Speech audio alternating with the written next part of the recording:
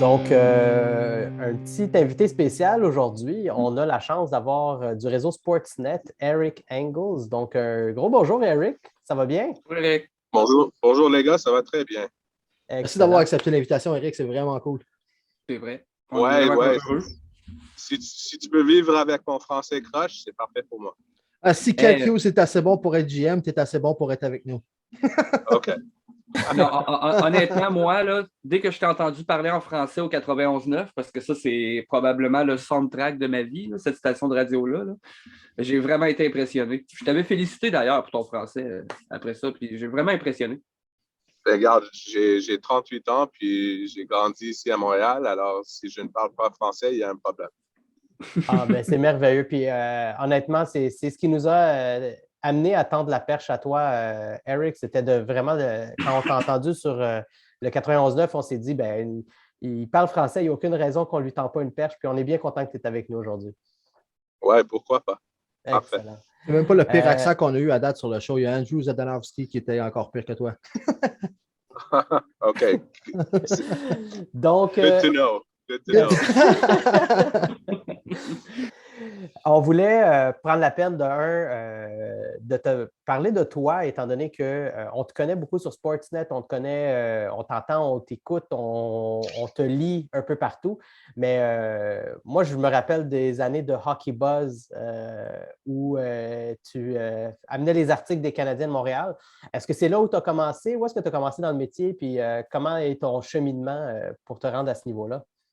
Ben, l'explication est un petit peu compliquée, c'est pas très simple, mais quand même, j'avais toujours une passion pour le hockey, puis je comprenais le sport à un niveau très haut, puis toute ma vie, les gens autour de moi me disaient, regarde, tu devrais faire quelque chose avec ça parce que c'est ce que tu connais le mieux. Alors, j'ai, j'avais l'opportunité de publier un blog sur Hockey Buzz.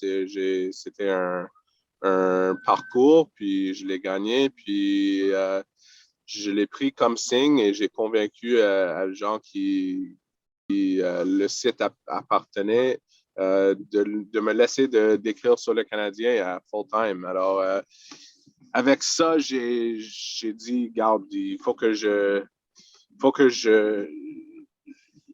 il faut que je prends plus d'expérience dans les autres médiums, le radio, la télévision, pour avoir une passe de presse pour couvrir le Canadien de Montréal. Alors j'ai donné un coup de fil à XM Radio, puis j'ai dit, garde, t'as personne ici à Montréal pour NHL Network, puis j'aimerais bien le faire. Puis ils m'ont dit, garde, t'as aucune expérience, on adore que tu as un bon blog, puis ça se rend un petit peu populaire, c'est tout beau, puis tout ça, mais quand même, avec ton expérience, puis tu as un degré de politique à l'université, c'est pas vraiment un fit pour nous. Puis moi, j'ai dit, garde, moi, je vais débarquer dans mon char, aller à Toronto, puis convaincre ces gars qu'ils sont, que je n'étais pas d'accord, puis ils devraient me donner une chance. Puis Wow. c'est comme ça que j'ai eu un passe de presse à Montréal. Je leur ai convaincu de me laisser essayer. Puis j'ai travaillé Wow. avec eux pendant 8 années. Puis en faisant ça, je me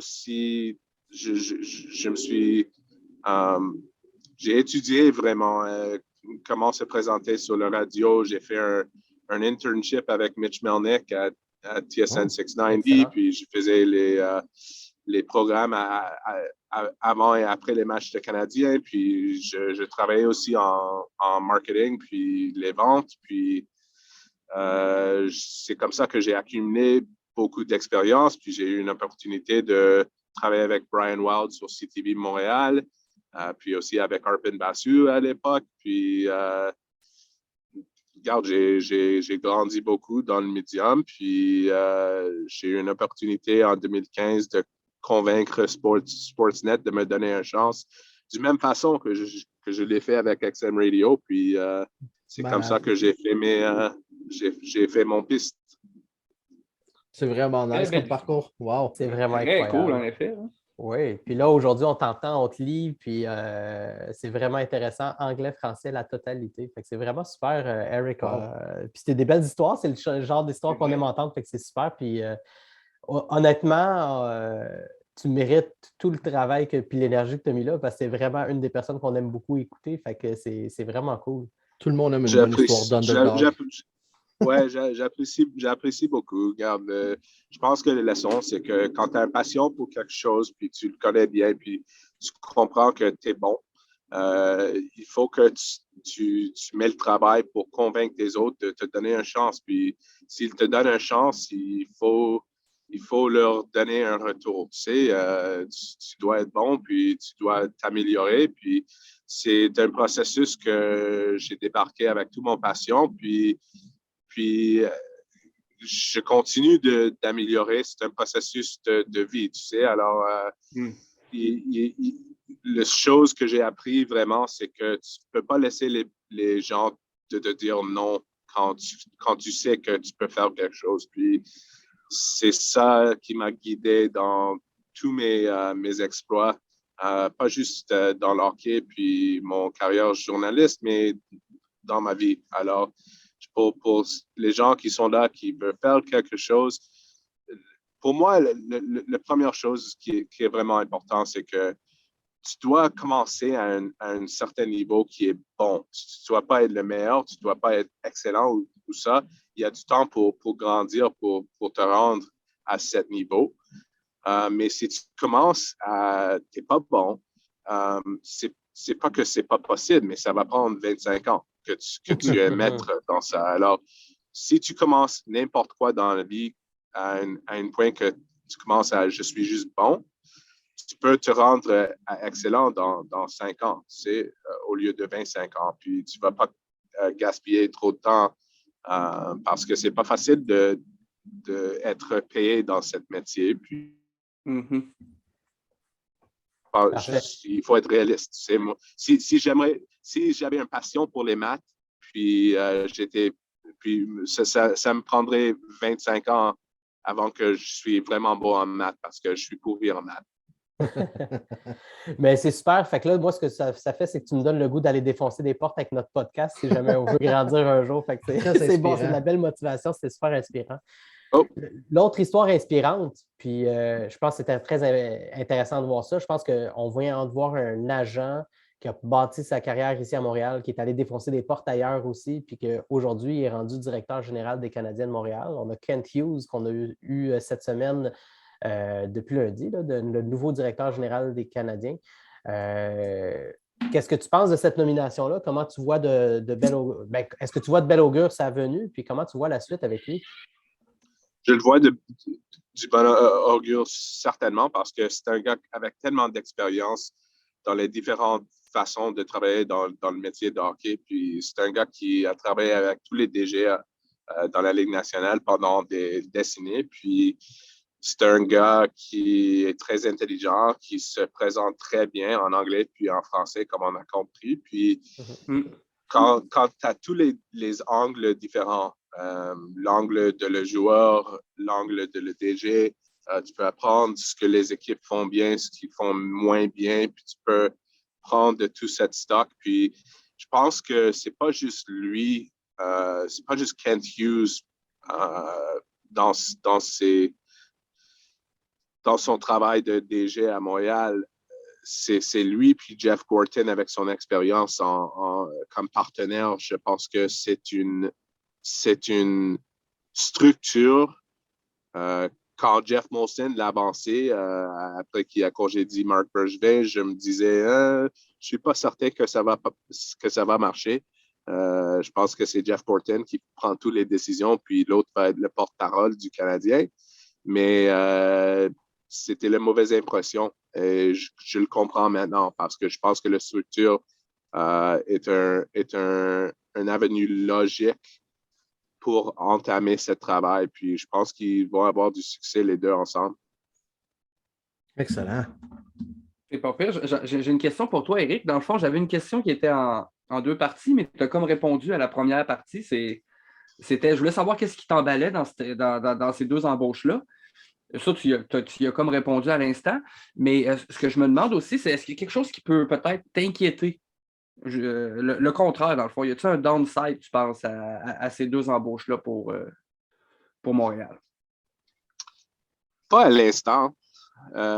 Si les deux ne progressent pas, puis s'ils n'apprennent pas des leçons, parce qu'ils vont,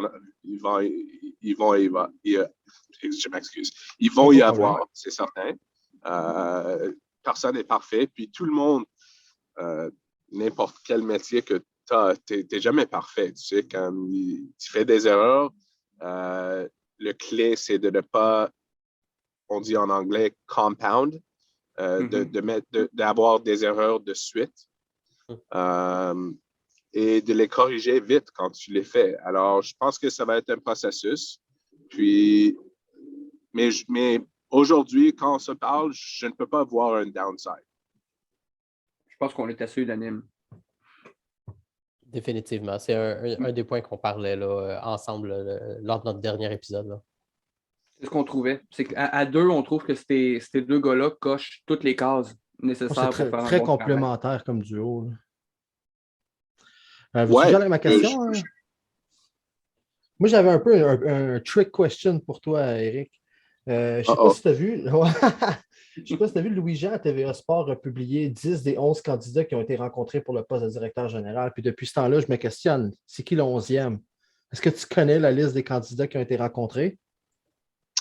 Oui, je le connais, mais l'11e, je ne suis pas certain. Non. Ça, OK, c'est vraiment... Tout le monde est dans le questionnement, right? J'avais tous les mêmes noms que Louis. Je pense que Marc-Antoine Gaudin de l'Athlétique était le premier à avancer le nom de Kevin Weeks. J'ai compris la semaine dernière que Kevin Weeks a eu une entrevue. J'ai parlé avec Kevin, mais je ne voulais pas le publier à tout le monde parce que je pense qu'il voulait le laisser en privé. Mais c'est correct. C'est un gars qui parle français pas mal bien. Peut-être pas au même niveau que Kent Hughes ou les autres candidats, mais je pense que c'est très intéressant qu'ils ont eu une dizaine avec 11, c'est une profil pas mal diversifié.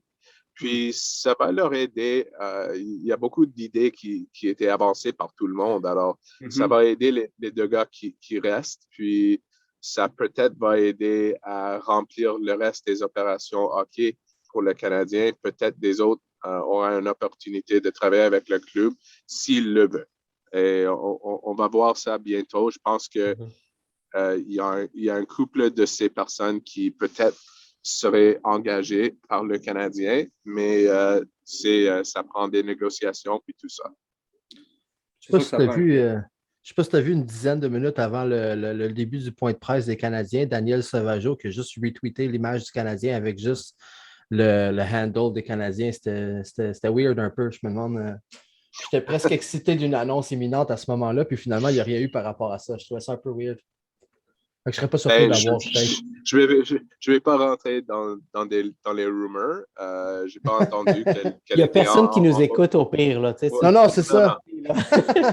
Mais non, mais regarde, je pense que pour une équipe qui veut remplir une staff avec plus de gens de développement, Daniel serait un bon candidat. Je pense qu'il y en a des autres qui seront des bons candidats.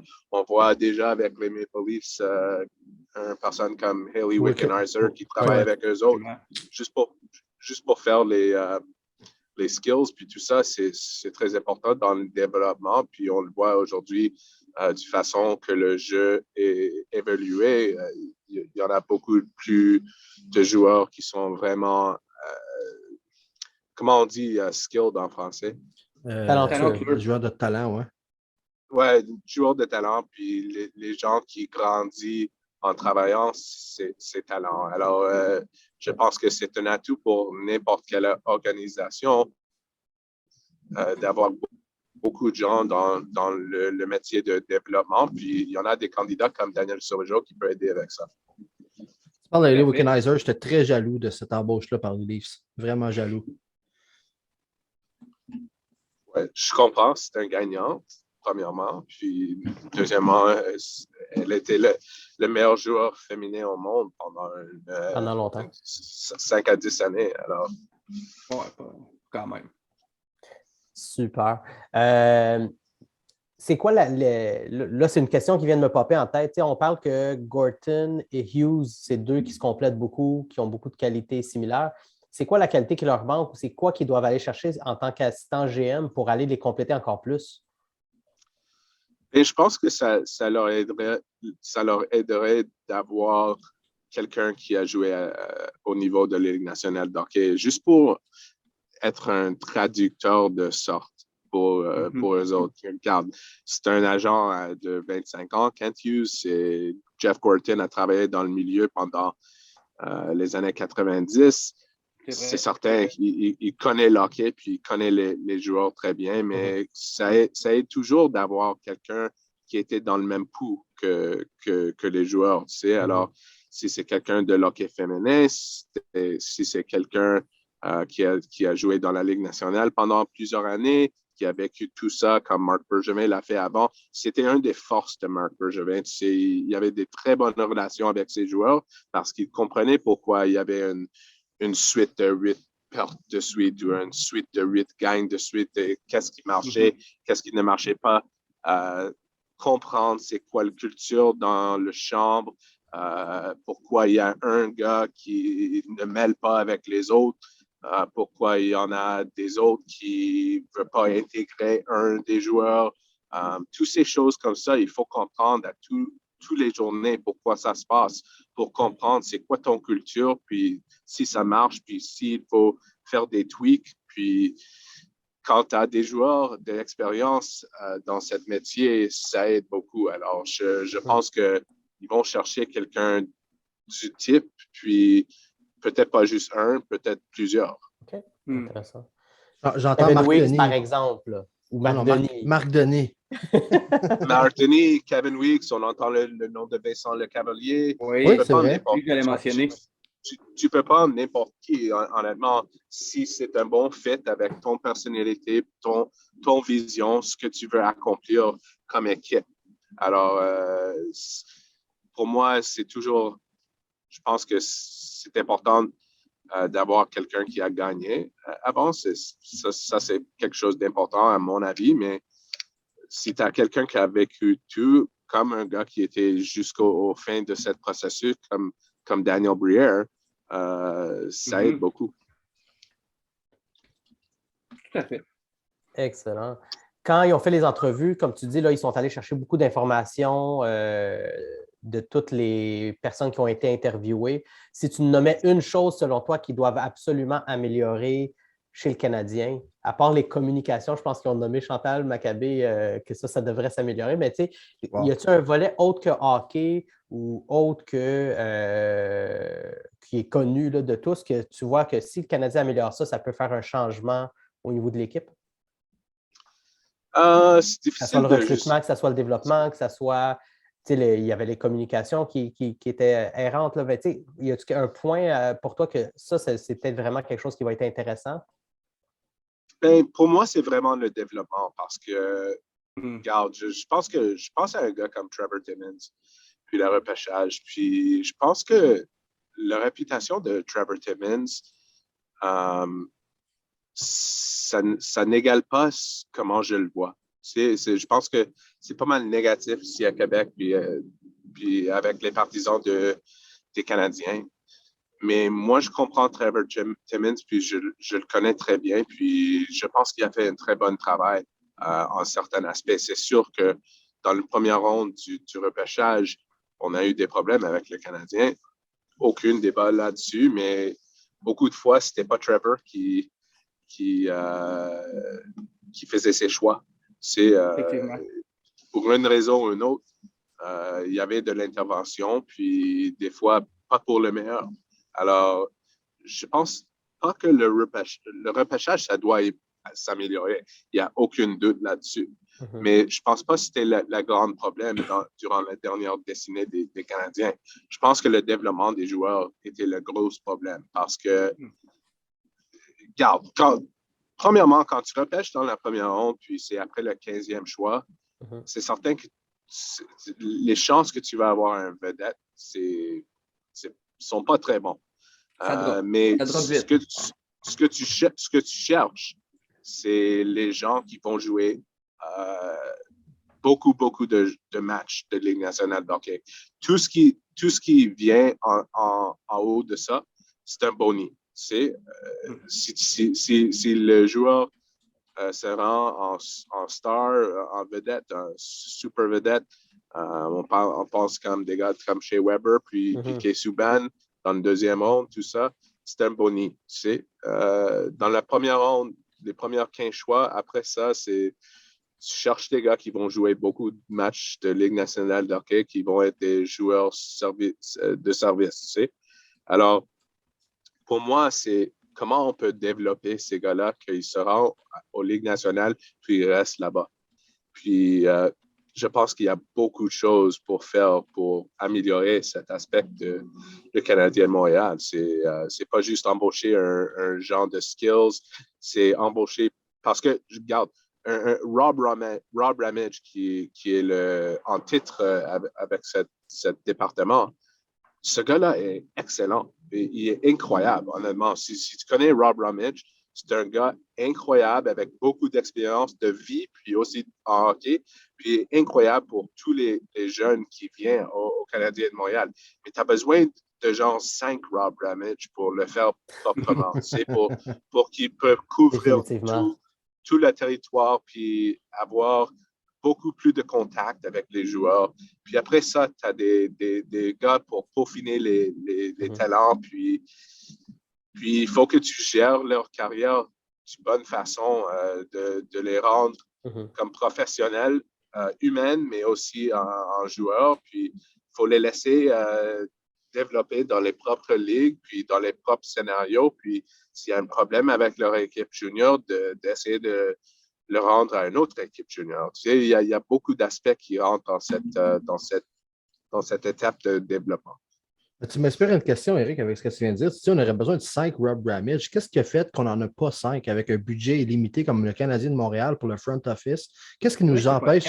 Qu'est-ce qui nous empêche d'avoir ces ressources-là? Est-ce que Marc Bergevin avait peur d'une équipe trop grosse ou est-ce que l'information pourrait leaker de plus de place? Est-ce que c'est quelque chose comme ça? Parce que c'est pas l'argent. Hein? Je ne sais pas. Honnêtement, ça peut être un aspect de raison que ce département a été un petit peu maigre. Juste ce département-là, on manquait de scouts aussi au Québec. Il y a bien d'autres départements où est-ce qu'on devrait avoir, j'ai l'impression, plus de staff. Puis, juste cette question-là, pourquoi on n'a pas plus behind the scenes où il n'y a pas de cap, une équipe qui a autant d'argent que les Canadiens? Tu sais? C'est une très bonne question, puis c'est certain qu'il peut ajouter. Pour moi, c'est moins le numéro de gens qui travaillent dans ce métier, c'est plus harmoniser tous ces éléments. Tu sais? Et puis, je pense que c'est ça que Kent Hughes va mettre l'accent dessus. Je pense qu'il comprend qu'est-ce qui fait en sorte qu'une équipe est bonne. Puis, c'est vraiment le mot équipe. Puis, on a vu le succès du Canadien l'année dernière. Puis, c'était surprenant pour certaines personnes. C'était pas surprenant pour moi du tout parce que la façon dont ils jouaient, c'était vraiment une équipe. Il n'y avait aucune autre équipe dans les séries qui jouait d'une même façon que le Canadien, sauf le Tampa Bay Lightning. Et c'est pour ça qu'ils sont rendus où ils sont rendus. Puis si tu peux avoir ça, pas juste sur la glace, mais avec toute ton équipe, pour harmoniser tous les différents aspects de développement, repêchage, même hors glace, comment tu communiques avec tes partisans, comment tu communiques avec tes joueurs, puis leur famille, puis tout ça. Tu peux toujours faire des improvements sur ça, tu sais. Alors, je pense que Kent Hughes comprend ça bien. Je pense que Jeff Gorton le comprend. Puis, je pense que le piste est longue et large pour le Canadien pour se rendre même façon qu'ils étaient en avant de tout ça. Alors, parce que c'était une équipe gagnante pendant plusieurs années. On sait que les circonstances sont très différentes. Il y a 32 équipes dans la Ligue nationale, puis il y a un masse salariale qui nivelle tout le monde, mais regarde, tu peux toujours faire mieux dans ces aspects. Éric, merci beaucoup de ta générosité. On sait que tu t'en vas sur le show de Martin Lemay, je crois, dans quelques minutes. Fait que, oui, dans une vingtaine de minutes. Exactement. Vous écoutez les boys, c'est ça le bien. Moi, je suis tout le temps en train d'écouter ça, ce segment-là. Tu peux passer le bonjour à Martin Lemay de notre part si tu veux. Puis, écoute, on te remercie de ta générosité. C'est vraiment cool de ta part d'être passé sur le show. Tu comprends que pour un petit podcast comme nous, c'est une immense collaboration que tu nous fais là.